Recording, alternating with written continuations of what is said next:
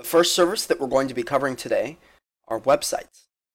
So you can go ahead and Google some bad website examples just to give you a perspective on what a bad website looks like and what a good website looks like. Now you may already know the difference, but this is for someone who may not. Typically, bad websites are either very, very old or just someone designed them not knowing what they were doing. Um, let's see, let's scroll down here a little bit. Here's an example of an older website. Um, this is pretty typical for an older website design. If you see your client has something like this, then they definitely need a new website.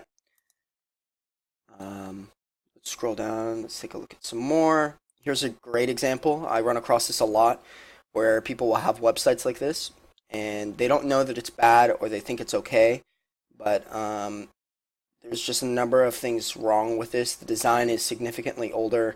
The social media buttons are not in the right spot. It doesn't include all the right social medias. And the overall design is just not that great. So if you see something like that, your client needs a new website. Scroll down a little bit more. Here's another one. Yeah, it's just an older website design. All right, so now I'm going to show you some examples of a good website. As you can see, all of these are very organized. They're very straightforward. I would even go as far to say as this actually would be an older website that needs redesign. But most of these are pretty good. Now, there are a few other points you need to look for when you're evaluating your client's website, and I'm going to go ahead and name them out here. Feel free to write this down if you need to, or you can just keep it in mind when you're looking at your client's website, okay? So one of the number one things you don't want, or these are just some of the number one things you don't want, long amounts of text. So if you get a website that has just line after line after line of text, like multiple paragraphs on the first page or any page really, you want to try and avoid that as much as possible. If they've got something they're trying to explain in great detail, a video is typically useful. If you get an inexpensive whiteboard animation video, that's ideal.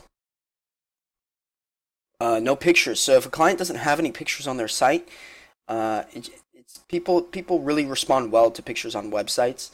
So that's definitely a no-no. They definitely need website pictures, especially people's faces. Even if it's stock images, that's better than nothing.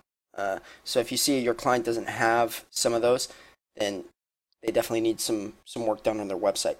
Long loading times is another one. So when a client has like very, very long loading times on their website, it can mean a number of different things. But first of all, Google doesn't like it when your website has very long loading times, and people don't like waiting for your website to load. Alright, the next point we're going to cover are social media links. It's very, very important to have your social media accounts linked on your website so people can easily view them and they can get social proof and they can see what people are saying about your business, especially if you've got reviews on your social media accounts. People want to see that, so it's good to keep links on your website. Also, if you have an excessive amount of links on your website, such as a lot of buttons or a lot of like hyperlink text, basically something that people click on and it takes them somewhere else on your website or off your website. Google doesn't really like that. They like to see a very nice, clean, streamlined process when they go on your website, and they use softwares to check and see if that's going to happen. And based upon what their softwares, the information that their softwares get, they're going to rank your website accordingly. Now, without any other search engine optimization or search engine marketing or anything like that, your website's going to be already low, but this determines how high your website and how hard it is for it to rank high in the search results, such as the first 10 pages of Google. So if your website has a lot of links on it, on a specific page, or it has long loading times, or if it really violates any of these number of features, it's going to take a lot more effort to get your website ranked even in the first top 10 pages of Google.